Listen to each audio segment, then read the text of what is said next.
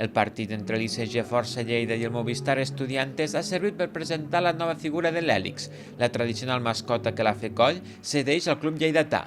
La seva funció durant els partits és engrescar l'afició i sobretot els aficionats més menuts de l'espai Fruita Barris Nord. També ha de ser un ingredient més per ajudar l'equip a guanyar els seus partits com a local.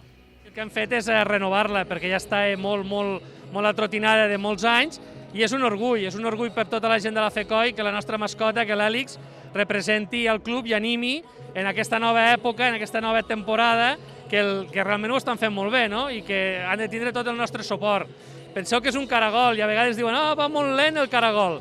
És cert, però el caragol sempre va endavant, no? Que és el que volem amb aquesta nova etapa del club, ajudar que vagi endavant i que entre tots aconseguim els majors èxits com ho estan assolint aquesta temporada.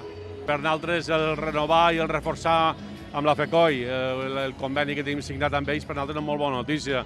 I la imatge és una imatge de Lleida, és una imatge de territori, és una de les coses que volem fer per sumar i vamos, molt agraïts a la FECOI.